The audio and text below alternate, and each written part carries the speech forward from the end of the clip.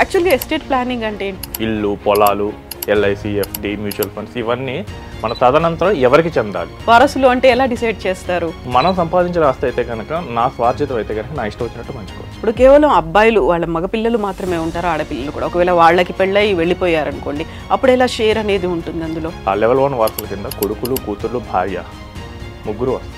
ఆ వీలునామా ఎప్పుడు రాయాలంటారు? ఎవరి సమక్షంలో రాయాలి?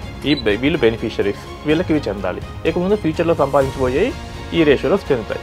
ఒకవేళ వీలునామా కనుక లేకపోతే యాక్చువల్గా ఏదైనా అకౌంట్ ఓపెన్ చేసిన వెంటనే నామినీ అనేది ఎవరో ఒకరు కుటుంబ సభ్యుల పేరు మీద ఉంటుంది. పేరెంట్స్, భార్య, పిల్లలు వీళ్ళని కనుక ఇన్సూరెన్స్ పాలసీకి నామినీగా చేస్తే వీళ్ళు బెనిఫిషియల్ నామినీ అవుతారు. వీళ్ళు కాకుండా ఇంకా ఎవరైనా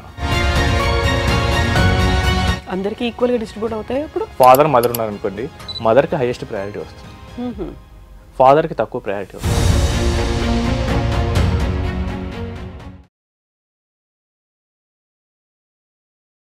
నమస్తే, నేను Kavitha. Welcome to I dream. ఆస్తి పంపకాలు చేసేటప్పుడు వీలునామా ఎలా రాయాలి, ఎప్పుడు రాయాలి, అండ్ నామినేషన్స్, వీలునామా రెండు వేరు వేరేనా ఒకటేనా, యాక్చువల్గా తీసుకోవాల్సినటువంటి జాగ్రత్తలు ఏంటి? మనతో పాటుగా ఉన్నారు ఫైనాన్షియల్ ఎక్స్పర్ట్ సాయిరామ్ గారు. సాయిరామ్ గారు, నమస్కారం అండి. నమస్తే మేడం. సో యూజువల్గానే ఎస్టేట్ ప్లానింగ్ అనగానే వీలునామా రాయాలి, లేకుంటే పంపకాలు చేసుకోవాలి అనేది ఒకటి ఉంటుంది కదా. యాక్చువల్గా ఎస్టేట్ ప్లానింగ్ అంటే ఏంటి, మీరు ఎలా చూస్తారు దాన్ని? సో ఎస్టేట్ అంటే మనం అనుకునే టీ ఎస్టేట్, కాఫీ ఎస్టేట్ అయితే కాదండి. ఎస్టేట్ అంటే ఫినాన్షియల్ భాషలో ఆస్తి. సో మనం జీవితకాలం సంపాదించిన ఆస్తి, ఇల్లు, పొలాలు, ఎల్ఐసి, ఎఫ్డి, మ్యూచువల్ ఫండ్స్ ఇవన్నీ మన తదనంతరం ఎవరికి చెందాలి.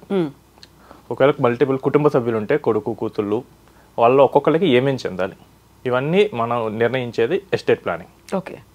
ఒకవేళ ఎస్టేట్ ప్లానింగ్ కనుక లేకపోతే సో అవన్నీ ఫ్యామిలీ రైట్స్, గవర్నమెంట్ రూల్స్ కింద కుటుంబ సభ్యులకి పంచబడుతుంది. సో చాలామంది కుటుంబాల్లో ఈ ఆస్తుల మీద గొడవలు వస్తుంటాయి. వీటికి మూల కారణం ఏంటంటే సరైన ఎస్టేట్ ప్లానింగ్ లేకపోవటమే. సో మనం సంపాదించినప్పుడు అంతా బాగానే ఉంటుంది, రేపు గొడవలు రాకుండా ఉండాలంటే ముందే మనం ఈ ఎవరెవరికి ఏమేమి చెందాలనేది కరెక్ట్గా క్లియర్గా రాసేయాలి. సో ఎస్టేట్ ప్లానింగ్లో అతి ముఖ్యమైనవి ఏంటంటే వీలునామా, ఇంకోటి నామినేషన్స్, ఇంకోటి ఏంటంటే ఇది నార్మల్గానే చేస్తుంటారు జాయింట్ ఓనర్షిప్ కూడా తీసుకోవచ్చు. ఓకే. నాలుగోది ట్రస్ట్. సో ఎస్టేట్ ప్లానింగ్ చేసేటప్పుడు ఫస్ట్ వీలునామా అనేది చాలా ఇంపార్టెంట్ ఉంటుంది. సో వీలునామాలో మనం మనకున్న ఆస్తులన్నీ ఏంటి, ఇవి ఎవరికి చెందాలి, వీళ్ళని బెనిఫిషరీస్ అంటారు. ఏ రేషియోస్లో వెళ్ళాలి, మనకి 4 పొలాలు ఉన్నాయి, సో ఒక పొలం కొడుక్కి, ఒక పొలం కూతురికి, ఒక పొలం వైఫ్కి, ఇలా డిసైడ్ చేసేది వీలునామా. సో ఈ వీలునామా ఉన్నప్పుడు ఏమవుతుందంటే ఈ వీలు ప్రకారమే ఆస్తులన్నీ పంచబడుతుంటాయి. సో రేపు ఏమైనా ఇష్యూ వచ్చినా కానీ వీళ్ళే చెందుతుంది. సో వీలునామా అనేది చాలామంది ఏంటంటే మనకెందుకులే, అది పెద్దవాళ్ళ పని, చాలా ఆస్తులు ఉన్నప్పుడే చేసుకుంటారు. ఏమంటే ఈ మధ్య 34 లక్షల ఆస్తి దగ్గర కూడా గొడవలు వస్తున్నాయి. జస్ట్ ఒక ఇల్లు ఉన్నా కానీ 34 లక్షలు ఈ రోజుల్లో కామన్ అయిపోతుంది. 1-2 అడుగుల భూమి దగ్గర కూడా వస్తుంది. అవునండి. సో మనం చాలా జాగ్రత్తగా ఈ చిన్న వైట్ పేపర్ మీద రాసి 2 సాక్షుల దగ్గర తీసుకున్నా కానీ మనకు వీలునామా చెందుతుంది. సో అంత చాలా సింపుల్ ప్రాసెస్. సో మనకు ఆస్తి తక్కువ ఉంది, ఇప్పుడు ఏం కాదు, ఇలాంటివన్నీ కాకుండా మనం వీలునామా అనేది మనం సంపాదించిన ఆస్తులు ఇప్పటి వరకు ఏమేమి ఉన్నాయి వాటన్నిటిని మనం వీలునామాలో రాసుకోవచ్చు, అవి ఎవరికి చెందాలి. సో ఇది చాలా క్లియర్గా మనం రాసేయచ్చు. ఒకవేళ వీలునామా కనుక లేకపోతే, సో పర్సన్ కనుక హిందూ అయితే హిందూ సక్సెషన్ యాక్ట్స్ వర్తిస్తాయి. సో ముస్లిం అయితే షరియా యాక్ట్ అవి వస్తుంటాయి. అదర్ దెన్ ఇంకా అయితే కనుక ఇండియన్ సక్సెషన్ యాక్ట్ వస్తుంది. బుద్ధిస్ట్, క్రిస్టియన్స్, పార్సీస్ వీళ్ళందరికీ ఇండియన్ సక్సెషన్ యాక్ట్ వర్తిస్తుంది. సో ఆ ప్రకారమే మన వారసులందరికీ షేర్స్ వస్తుంటాయి, ఒక్కొక్కరికి ఏమేమి రావాలి.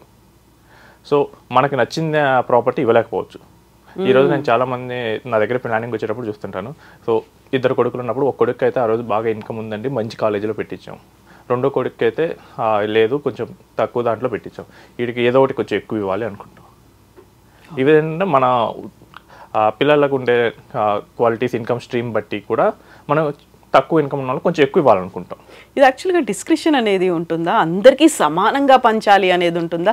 వారసులు అంటే ఎలా డిసైడ్ చేస్తారు? సో అందరికీ సమానంగా అంటే మనం సంపాదించిన ఆస్తి అయితే కనుక నా స్వార్జితం అయితే కనుక నా ఇష్టం వచ్చినట్టు పంచుకోవచ్చు. అలా కాకుండా హెరిడిటరీగా వస్తే అంటే వారసత్వంగా వస్తే మాత్రం అది నా ఇష్టం వచ్చినట్టు పంచడానికి వీలు ఉండదు. ఓకే. సో అందరికీ ఉన్న కుటుంబ సభ్యులందరికీ వాటా ఉంటుంది, ఈక్వల్ రేషియో. నేను సంపాదించిన ఆస్తి అయితే మాత్రం నాకు నచ్చినట్లు నేను డిసైడ్ చేసుకోవచ్చు. సో ఈ రోజుల్లో చాలామంది ఏంటంటే పిల్లలకు వాళ్ళ తల్లిదండ్రులను చూస్తారో లేదన్న భయం కూడా ఉంటుంది. అవును. సో అలాంటప్పుడు తను లేకపోతే వైఫ్కి ఎలా చూసుకోవాలి, సో ఇవన్నీ మనం ఈ వీలునామాలో రాసుకోవచ్చు. సో ఇప్పుడు వారసులు అనుకున్నప్పుడు కేవలం అబ్బాయిలు వాళ్ళ మగపిల్లలు మాత్రమే ఉంటారు, ఆడపిల్లలు కూడా ఒకవేళ వాళ్ళకి పెళ్ళై వెళ్ళిపోయారనుకోండి, అప్పుడు ఎలా షేర్ అనేది ఉంటుంది అందులో? సో మనకి వారసులు అంటే కొడుకులు కూతురు ఇద్దరు వస్తారండి. ఒకవేళ హిందూ సక్సెషన్ యాక్ట్ ప్రకారం తీసుకుంటే కనుక లెవెల్ 1 వారసుల కింద కొడుకులు కూతుర్లు భార్య ముగ్గురు వస్తారు. ఓకే. వాళ్ళ ముగ్గురికి ఈక్వల్ ప్రయారిటీ ఉంటుంది. సో ఆ కొడుక్కి హైయెస్ట్ ఇవ్వాలని చెప్పి మనకి రూల్ అనేది ఏం లేదు. ఓకే. బట్ మనకి ట్రెడిషన్లో ఉన్న నామ్ ప్రకారం కొడుకు కొంచెం ఎక్కువ ఇస్తారు. సో ఇవన్నీ జరగాలన్నా కానీ మనం విల్ రాస్తేనే జరుగుతుంది. విల్ కనుక లేకపోతే కనుక ఎవరికైనా కోర్టులో ఆర్డర్ కేసు వేస్తే కనుక ఈక్వల్ షేర్సే వెళ్ళిపోతాయి. ఆ వీలునామా ఎప్పుడు రాయాలంటారు, ఎవరి సమక్షంలో రాయాలి? సో వీలునామా అంటే కనుక మనకు యాజ్ సూన్ యాజ్ మనకు ప్రాపర్టీ మేజర్ ప్రాపర్టీ ఎక్వైర్ చేసిన మరుక్షణం రాసేయాలండి. సో రేపు ఏం జరుగుతుందో ఎవరికీ తెలియదు. సో ఒక ప్రాపర్టీ కొనేశారు, ఇప్పుడు వరకు మీరు సంపాదించిన ఆస్తులు ఇవి, వీళ్ళు బెనిఫిషరీస్, వీళ్ళకి ఇవి చెందాలి. ఇక ముందు ఫ్యూచర్లో సంపాదించబోయే ఈ రేషియోలో చెందుతాయి. చాలా సింపుల్గా ఉంటుంది. యాక్చువల్గా ఏదైనా అకౌంట్ ఓపెన్ చేసిన వెంటనే నామినీ అనేది ఎవరో ఒకరు కుటుంబ సభ్యుల పేరు మీద ఉంటుంది అది. సో అది వేరు ఇది వేరు అవుతుందా నామినేషన్స్ అండ్ వీలునామా అనేది? సో నామినేషన్ అనేది మనకి ఫినాన్షియల్ వాటిల్లో జస్ట్ ఒక ట్రస్టీ మాత్రమే, ఎక్సెప్ట్ ఇన్సూరెన్స్కి మాత్రం. ఇన్సూరెన్స్లో ఏమైందంటే 2015లో ఇన్సూరెన్స్ యాక్ట్లో మోడిఫికేషన్ చేశారు. మన immediate family members like parents, భార్య, పిల్లలు, వీళ్ళని కనుక ఇన్సూరెన్స్ పాలసీకి నామినీగా చేస్తే వీళ్ళు బెనిఫిషియల్ నామినీ అవుతారు. ఈ మనీ వాళ్ళదే, ఓకే, ఇంకా వాళ్ళ సొంతం వాడుకోవచ్చు. వీళ్ళు కాకుండా ఇంకా ఎవరైనా అదర్ దెన్ రిలేటివ్స్ కానీ ఫ్రెండ్స్ కానీ ఇంకెవరైనా పెట్టామనుకోండి, వాళ్ళు కేవలం ట్రస్టీలు మాత్రమే అవుతారు మనీకి. ఇప్పుడు నాకు ఒక బ్యాంక్ ఎఫ్డి ఉంది, బ్యాంక్ ఎఫ్డీలో నేను నాకు నమ్మకస్తుని నామినీగా పెట్టాను, ఆయన దానికి ట్రస్టీ మాత్రమే. ఈ మనీని చట్టబద్ధమైన వారసులకు చెందేటట్లు ఆయన చూసుకోవాలి. ఓకే. అంతేగాని నామినీగా నా పేరు ఉందని చెప్పి తీసుకోవడానికి ఉండదు. ఈవెన్ ఇది బ్యాంక్ ఎఫ్డీస్కి అయితే ఫ్యామిలీ మెంబర్స్ కూడా అదే వర్తిస్తుంది. బ్యాంక్లో 10 లక్షలు ఎఫ్డీ ఉంది, నామినీ నా పేరు రాశారు, నామినీ అకౌంట్లో వేస్తారు. కానీ నామినీ ఏం చేయాలంటే ఆ వారసులు ఎవరు, వాళ్ళకి ఏ రేషియోస్లో చెందాలి, దాన్ని తీసుకుని ఆ ప్రకారం పంచాలి.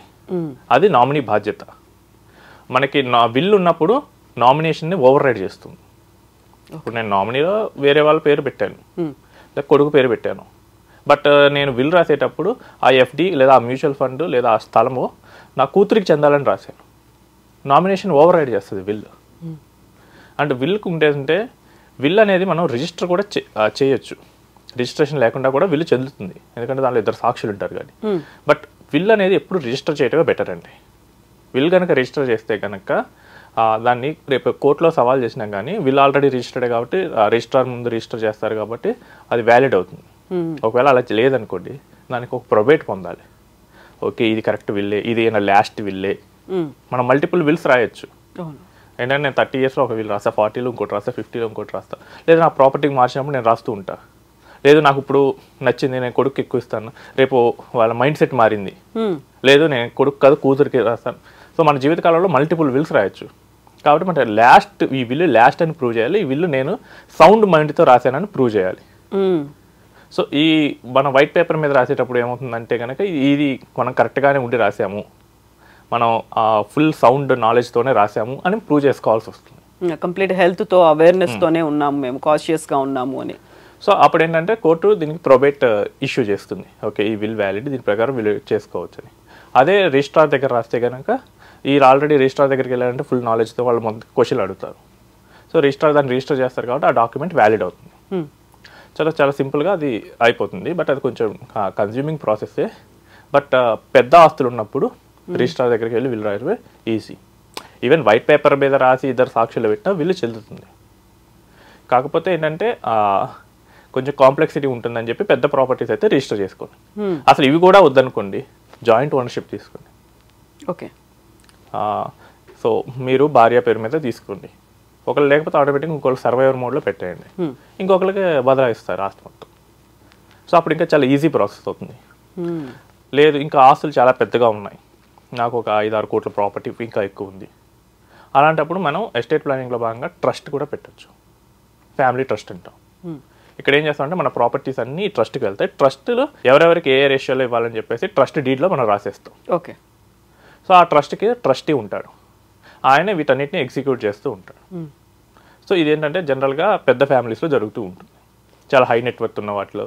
రీసెంట్గా నేను లాస్ట్ వీక్ చూశాను, నా క్లయింట్ ఒకరు బెంగళూరులో ఉంటాను, ఆయనకి ఆల్మోస్ట్ ఒక 800 కోట్లు ఆస్తుంటుంది.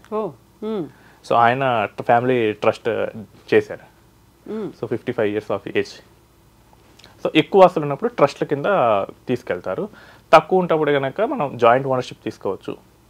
ఒక ఇన్సూరెన్స్ పాలసీ అయితే నామినీ సరిపోతుంది. ఓకే. బట్ మిగతా వేటికైనా కానీ will is the final one. So will delay చేస్తే కనుక రేపు ఇంకేదైనా అయితే కనుక మన ప్రాపర్టీస్ అన్నీ గవర్నమెంట్ లాస్ ప్రకారం డిస్ట్రిబ్యూట్ చేయాల్సి వస్తుంది. అందరికీ ఈక్వల్గా డిస్ట్రిబ్యూట్ అవుతాయి అప్పుడు. ఇంకోటి ఏంటంటే విల్లులో కూడా మనకి లెవెల్ 1 ఇన్హెరిటెన్స్ ఉంటారు, వాళ్ళకి హైయెస్ట్ ప్రయారిటీ వస్తుంది. ఓకే. సో లెవెల్ 1లో కూడా ఫాదర్ మదర్ ఉన్నారనుకోండి, మదర్కి హైయెస్ట్ ప్రయారిటీ వస్తుంది, ఫాదర్కి తక్కువ ప్రయారిటీ వస్తుంది. సో చిల్డ్రన్ ఉంటే చిల్డ్రన్ కూడా లెవెల్ 1లోకి వస్తారు, స్పౌస్. ఓకే. సో ఇవన్నీ కాంప్లెక్స్ రూల్స్ అన్నీ ఉంటాయండి.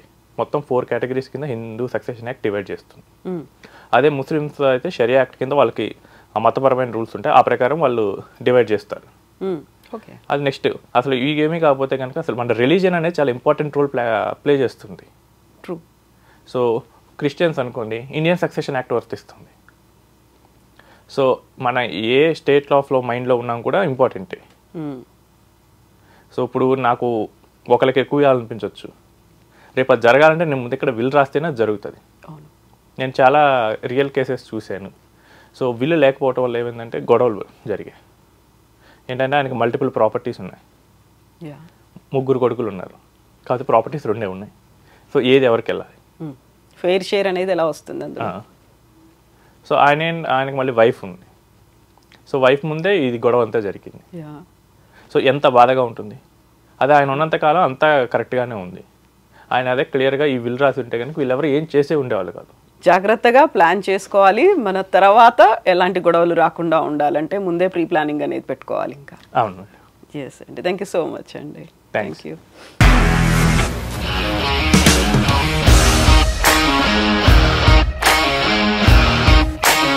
ఇండస్ట్రీలో కమిట్మెంట్ ఇష్యూస్ వస్తే నీకు కూడా వచ్చినట్టు మార్నింగ్ తీసుకెళ్ళాడంటే కొట్టి పడేసాడు.